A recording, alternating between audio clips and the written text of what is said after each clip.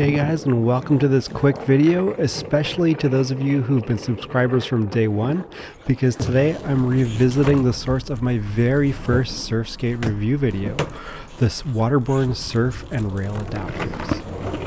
Now before we get too deep into this, I'm going to let you know that I'm giving you a little Christmas bonus here.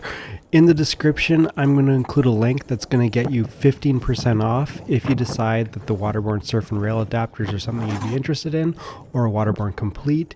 You'll get 15% off your purchase plus a free t-shirt if you use that link, or you can use the promo code SurfSkate Ottawa. I will get a small commission if you use that link, but really I'm providing that to help save you guys money. Whether you use it or not, up to you. So as you're probably aware, the Waterborne surf adapter is an adapter that can be added to any skateboard to make it into a surf skate.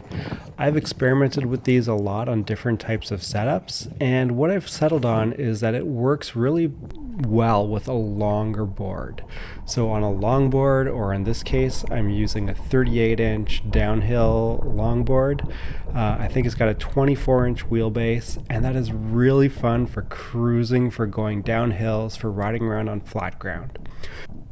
Now the built-in mic that's on my 360 camera is pretty atrocious, so I'm going to dub over what I'm saying in the video clip here. But what I'm basically saying is I'm filming this video on Christmas Day, and I did that specifically because I knew that the parking lot in this big box store that will go unnamed was going to be empty. There was not going to be hassles from security, and when you live in the Canadian winter like I do, you cherish any moment like this to get out and surf skate.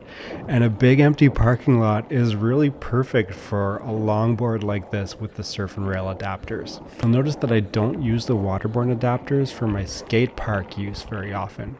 I do find them a little bit heavy for that kind of usage, but for going downhill, for carving around a parking lot, they really give you a lot of lean that feels more like a surfboard, and this is kind of the perfect use scenario to use the Waterborne surf and rail adapters, especially on a longer board setup like this. Now Waterborne have produced a new model of Complete called the Leo, which is a little bit more geared towards skate tricks, and I'm excited to be able to have the opportunity to use that fairly soon. So a review is going to be forthcoming on that in the near future. Now going back to the surf and rail adapters, one of the things that's most appealing about this setup is that it's cheaper than buying a Complete. If you already have a board that, especially one that isn't getting a lot of use, like a longboard that I had kicking around, it's the cheapest way to get it turned into a surf skate. The only downside to that is you really have to have a board that's well suited to its use. If you have a 7.5-inch wide popsicle skateboard, it might not be well suited to becoming a surf skate no matter what you put on it. If you have a longboard, almost any longboard is going to work well on it. I've used a variety of them with the surf and rail adapters and they work well. The other thing, if you have a shorter wheelbase board, is if you only use the surf adapter and just the risers on the back, that can work as well. The rail adapter is really cool because it lets you lean the board more, so it feels a little bit more like you're digging your rail into water, like in the ocean. And that's a really fun experience, but you do lose a little bit of pumping efficiency. So that's why on this longboard setup, I find it works best for long downhills or for pumping around on a smooth flatland circumstance. So if you don't have a surf skate yet, but you have some boards kicking around, the Waterborne surf and rail adapters might be a great way to get into the sport of surf skating.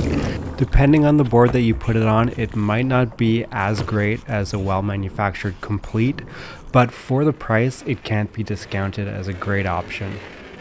I'm going to encourage you to watch my full review, which I'm going to throw a link up to in the final clips.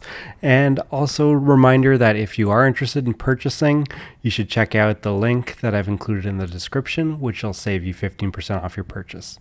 Thanks for watching, guys. See you next time.